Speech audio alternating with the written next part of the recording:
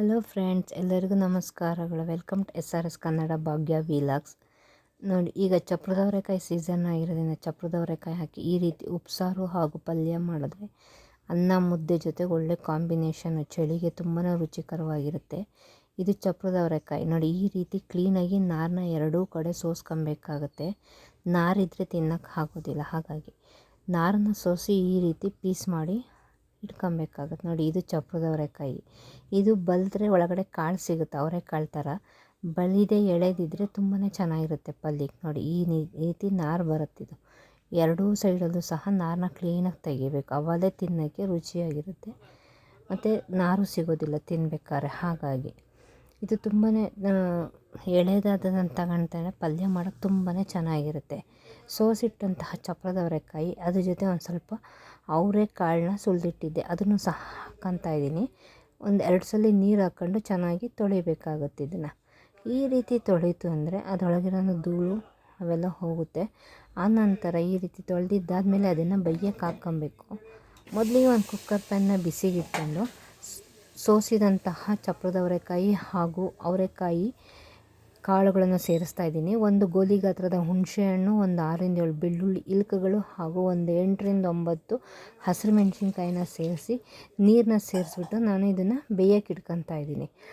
ಜೊತೆಗೆ ಉಪ್ಪು, ರುಚಿಗೆ ಸಾಕಷ್ಟು ಉಪ್ಪನ್ನು ಸೇರಿಸ್ಕೊತಾ ಇದ್ದೀನಿ.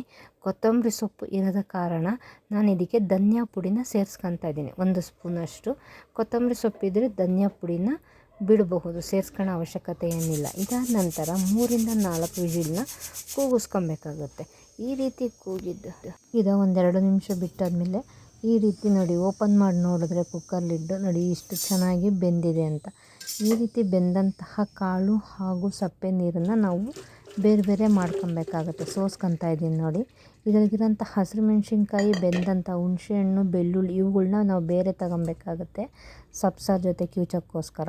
ನೋಡಿ, ಕೆಳಗಡೆ ಸಪ್ಪೆ ಸಾರು ನೀರು ಕೆಳಗಡೆ ಸೋಸ್ಕೊಳಂಗಾಗುತ್ತೆ. 2 ನಿಮಿಷ ನೀರೆಲ್ಲ ಸೋಸಿದ ನಂತರ ಪುನಃ ಪ್ಯಾನ್ನ ಬಿಸಿಗಿಟ್ಟು 2 ಸ್ಪೂನಷ್ಟು ಎಣ್ಣೆನ ಕಾಯೋಕ್ಕೆ ಹಾಕ್ಕೊಬೇಕಾಗುತ್ತೆ. ಈ ರೀತಿ ಎಣ್ಣೆ ಕಾದ ನಂತರ 1 ಸ್ಪೂನಷ್ಟು ಸಾಸಿವೆ, ಒಂದು ಅರ್ಧ ಸ್ಪೂನ್ ಜೀರಿಗೆ, ಇದನ್ನು ಚೆನ್ನಾಗಿ ಫ್ರೈ ಮಾಡ್ಕೊಂಡಿದ್ದ ನಂತರ 1-2 ಗೆಡ್ಡೆ ಈರುಳ್ಳಿ ಕೆಂಪು ಬಣ್ಣ ಬರೋವರೆಗೂ ಹುರಿಬೇಕಾಗುತ್ತೆ ಎಣ್ಣೆಯಲ್ಲಿ. 8-10 ಒಣಮೆಣ್ಸಿನ್ಕಾಯಿಗಳನ್ನ ಸಹ ಸೇರಿಸ್ಕೊತಾ ಇದ್ದೀನಿ. ಒಂದು ಸ್ವಲ್ಪ ಕರಿಬೇವಿನ ಎಲೆಗಳನ್ನ ಸಹ ಸೇರಿಸ್ಕೊತಾ ಇದ್ದೀನಿ. ಈರುಳ್ಳಿ ಕೆಂಪು ಬಣ್ಣ ಬರೋವರೆಗೂ ಹುರ್ಕೊಬೇಕಾಗುತ್ತೆ. ಇದಕ್ಕೆ ನಾವು ಹಸಿರು ಮೆಣಸಿನ್ಕಾಯಿ ಬೇಕಾದ್ರೂ ಸಹ ಸೇರಿಸ್ಕೊಬೋದು. ಗ್ಯಾಸ್ಟ್ರಿಕ್ ಪ್ರಾಬ್ಲಮ್ ಇರೋ ಅಂಥವ್ರು ಒಣಮೆಣ್ಸಿನ್ಕಾಯಿ ಸೇರಿಸ್ಕೊಳ್ಳಿ, ಏನೂ ಆಗೋದಿಲ್ಲ, ತುಂಬಾ ಚೆನ್ನಾಗಿ ಬರುತ್ತೆ ಪಲ್ಯ.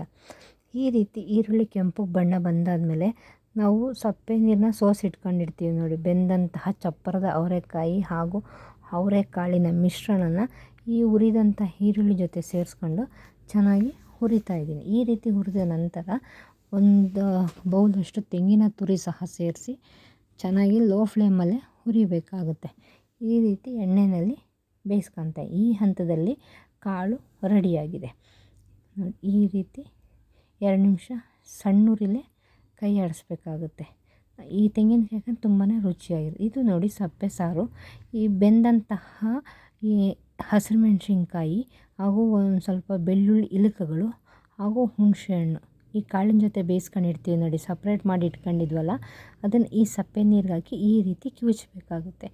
ಈ ರೀತಿ ಕಿವುಚಿತಂದರೆ ಅನ್ನ ಮುದ್ದೆ ಜೊತೆ ತಿನ್ನೋಕ್ಕೆ ತುಂಬಾ ಒಳ್ಳೆ ಕಾಂಬಿನೇಷನ್ನು. ಚಳಿಗೂ ಅಷ್ಟೇ ತುಂಬಾ ಚೆನ್ನಾಗಿರುತ್ತೆ, ಆರೋಗ್ಯಕ್ಕೆ ಒಳ್ಳೆಯದು. ಇದರಲ್ಲಿ ಎಷ್ಟೊಂದು ವಿಟಮಿನ್ಸ್ ಎಲ್ಲ ಇದೆ. ಹಾಗಾಗಿ ಈ ರೀತಿ ಚಪ್ರದ ಅವರೆಕಾಯಿ ಮಾಡಿ ಸವಿ ರುಚಿ ನೋಡಿ.